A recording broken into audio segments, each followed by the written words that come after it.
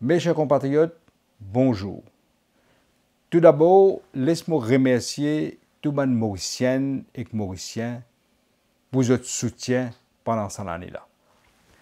2019 finit une année très intense émotionnellement et également remplie d'événements qui finissent chamboule nos démocraties. Je connais que tout le monde peut attendre que mon discours est bref et surtout orienté sur le souhait de fin d'année. Mais moi, pour prendre ça le temps là pour partager avec vous, mon souhait pour le pays en entier et surtout pour la démocratie qui tout nous grand du monde fin la guerre pour nous. À nous commence l'événement plus récent qui finit d'arriver dans nos pays et qui finit chamboule tous nos compatriotes. Élection générale. Élection générale, c'était fierté de nos pays. Internationalement, nous sommes parmi les pays d'Afrique le plus respecté et reconnu à travers le monde quand la démocratie est toujours primée. Cette élection-là, n'est ni free ni fair.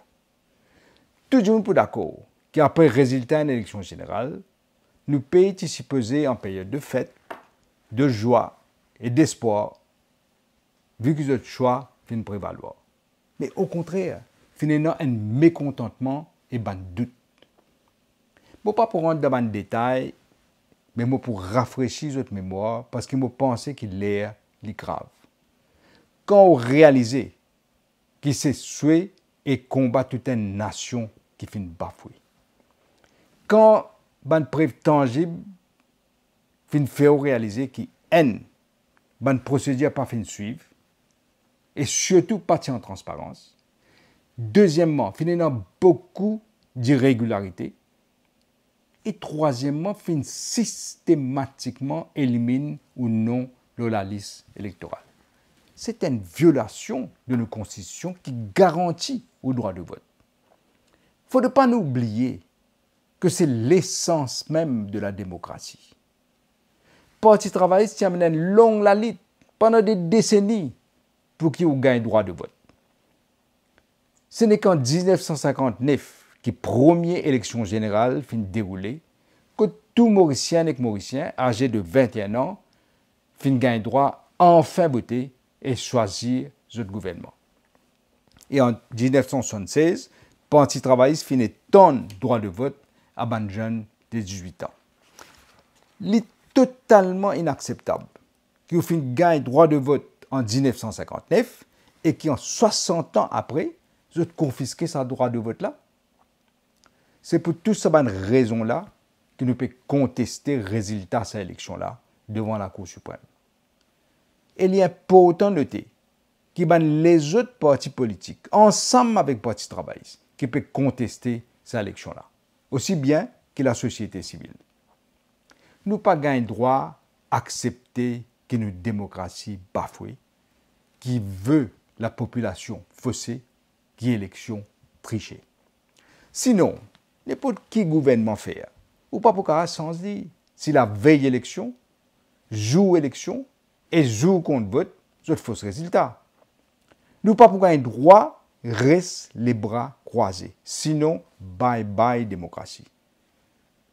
Nous pas pouvons contester une élection partielle là. Nous pouvons contester le résultat dans 9 circonscriptions, qui est capable sans résultat une élection générale. Nous attendons que la justice tranche le plus vite possible quand c'est une question de légitimité d'un gouvernement. Déjà, le gouvernement peut servir delaying tactics pour retarder tout. Pose-vous la question, qui fait le gouvernement pas ouler que la Cour tranche vite? Au contraire, je suis bien souhaité que la Cour tranche le plus vite possible et je gagne cette légitimité pour gouverner, au lieu de trouver une excuse pour faire obstruction. Je vous partage avec vous une anecdote. Récemment, une madame de 87 ans, juge de la Cour suprême de l'Amérique, qui s'appelle Ruth Bader Ginsburg, fin donner une interview. Le journaliste a posé une question et demande qui plus danger les pensées pour la démocratie. Madame là, il prend sur le temps, réfléchir, après nous répondre. L'idée, plus grand danger, c'est quand une population n'est plus réagir quand son droit finit bafoué et il laisse la flamme, la liberté teindre dans ce liqueur. Je pèse bien le mot. Combat pour nous l'indépendance, le plus grand combat que la population mauricienne vient entamer le siècle dernier. Ce combat-là, c'est peut-être le plus grand combat que la population peut mener depuis l'indépendance. Ce combat-là, il n'est pas pour le Parti travailliste. Il n'est pas pour qui s'en là pour venir Premier ministre. Il n'est pas mon combat personnel vis-à-vis de mon opposant. Et non plus une question de bon perdant ou mauvais perdant. Ce combat-là, il est pour libérer nos pays de la soif du pouvoir et qui peut accaparer nos démocraties. Mon plus grand souhait pour mon compatriotes pour l'année 2020, tout comme moi, je vais mener mon combat, avec cette politique vengeance depuis 2014, je suis mettre 11 choses contre moi. Je ne vais pas finir abdiquer. Bien au contraire, je vais finir en moi avec patience et je vais garder confiance que la vérité pour triompher. C'était ça mon combat, pour l'arme l'honneur, par les autres tous ma dignité et ma intégrité. Et malgré tous les autres acharnements, tous les autres magouilles, tous les autres complots, je vais réussir dans mon combat.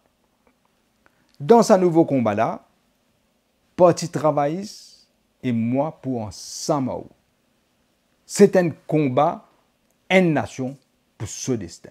Parti travailliste, pas propriété d'individu, ni une famille, ni une communauté. Depuis l'existence, depuis 83 ans, nous finançons ensemble avec toute la population.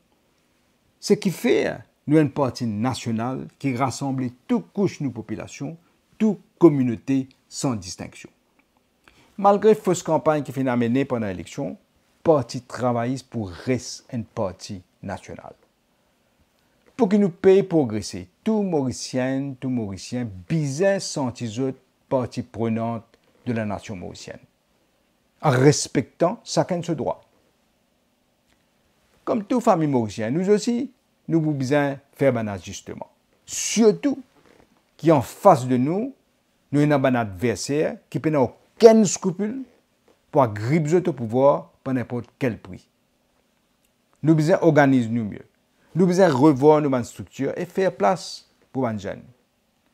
Je prends l'engagement comme leader parti travailliste, qui ça pour une priorité pour nous en 2020, à part nos combats pour la démocratie. L'histoire peut interpeller nous encore une fois. C'est nous devoir répondre présent. Vina et moi, nous avons une pensée spéciale pour tous Mauriciennes et Mauriciens et une famille qui a Rodrigue, à Galéga ou Saint-Brandon, qui est dans difficulté et dans souffrance. Surtout après passage tempête Calvinia. Sans oublier, ban planter légumes, ban pêcher et ban dimoun qui ont la case fin endommagée. Moi dis prends courage et garde l'espoir. Connais que la grande famille Parti travailliste et moi-même pour toujours là pour eux. Vina et moi souhaitons tout une bonne et heureuse année 2020 et que je profite de ça temps-là en famille. Et je rappelle mon souhait pour que 2020 reste gravé dans l'histoire de nos pays comme la victoire sur la dictature et le rétablissement de nos démocraties. Merci pour votre attention.